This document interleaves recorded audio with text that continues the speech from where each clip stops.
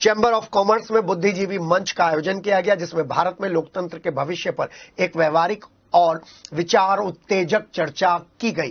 कार्यक्रम के मुख्य अतिथि पूर्व केंद्रीय मंत्री तारिक अनवर और वक्ता एवं अमर उजाला के सलाहकार संपादक विनोद अग्निहोत्री के अलावा हिंदुस्तान के पूर्व संपादक पुष्पेंद्र शर्मा और अमर उजाला मेरठ के संपादक भी शामिल थे।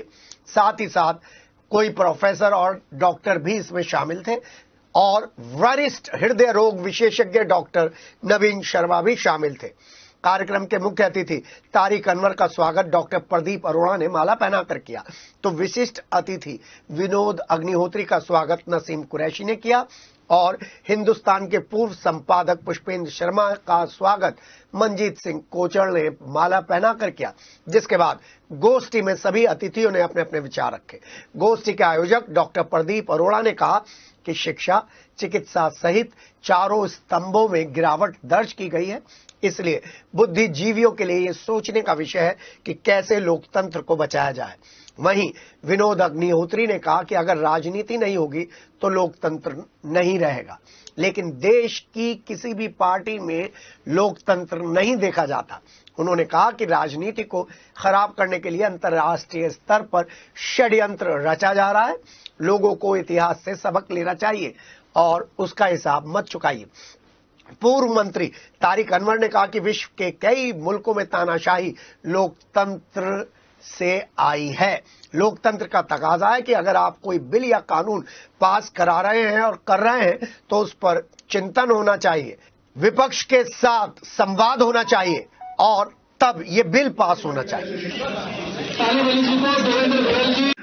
कैसे तपस्वी रहस्य रक्षक, जब तक पत्रकारी परोपकारी बने रहेंगे, तपस्वी बने रहेंगे, कर्मशील बने रहेंगे, रक्षक बने रहेंगे, तब तक इस मुल्क का कोई कुछ नहीं बिगाड़ सकता।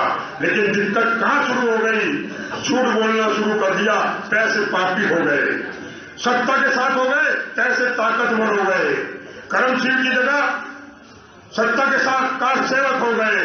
अब रे से राम नहीं बनना है, यह हिंदुस्तान के लोकतंत्र को बचाना है, यह आपको सोचना है। लेकिन लोकतंत्र की जीत के बाद ये जो तंत्र है जो काबिज हो गया, वो लोग की हत्या करना शुरू कर देता है। ये कटु सत्य है कि तंत्र जो है वो लोग की हत्या करना शुरू कर देता है। अब लोकतंत्र की हालत आज क्या है? नेतन्याहू, पुतिन, किम जोंग और आदरणीय दिल्ली वाले साहेब मोदी साहब, इनमें कोई विशेष अंतर मुझे दिखाई नहीं देता। ये इनके बीच में मुझे कोई अंतर दिखाई नहीं देता। और जहां तक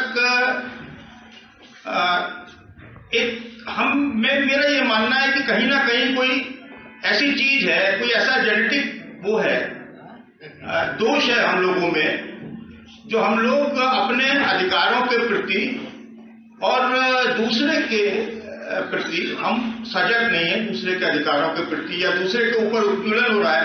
आज पिंकी चिन्नौती को कोई थप्पड़ मार रहा है, मान लो प्रशांत शुक्ला मार रहे हैं, तो हम लोग कहेंगे इनका आपस का झगड़ा है, हमको क्या लेना है इस सबसे? क्या लोकतंत्र क्या परिभाषा? लोगों के द्वारा लोगों के लिए लोगों का शासन। क्या ऐसा लगता है? मिल सकते हो किसी मंत्री से, मिल सकते हैं एमपी से, अगर जानते नहीं, यही लोकतंत्र है।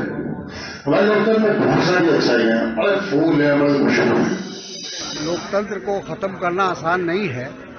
हमारे देश के लोकतंत्र की जड़ें बहुत मजबूत हैं और हमारे पूर्वजों ने इसकी बुनियाद रखी है, तो हर हालत में इसको बचाना और इसकी हिफाजत करना हम सब का फर्ज है। और मुझे इस बात की खुशी है कि आज मेरठ में बुद्धिजीवी मंच के द्वारा आज इसका आयोजन हुआ है और हम लोगों ने लोकतंत्र पर चर्चा की है।